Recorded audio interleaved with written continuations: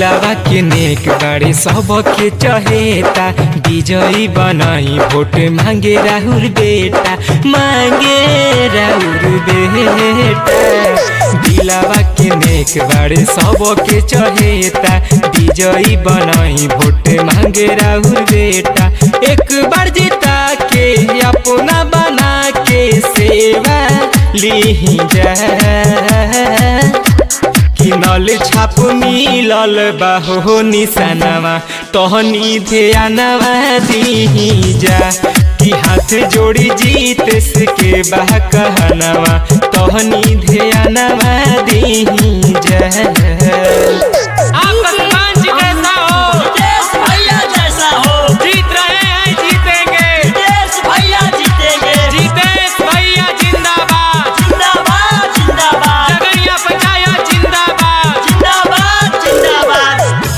दूर होई बाधा ई बावादा ये हो भैया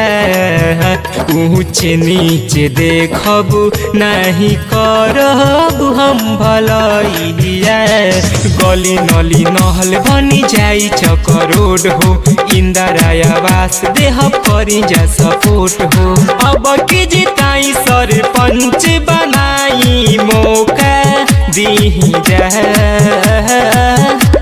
किनल छाप मिलल बाहो निशानवा तहनी ध्यानवा दी जा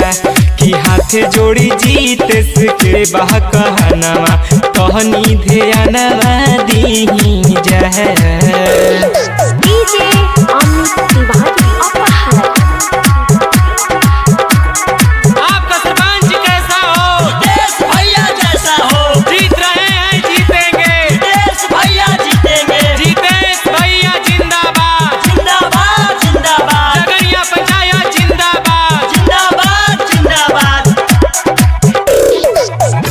होई विकास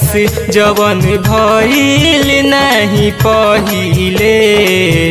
कहरी विश्वास जी सच हम कहिले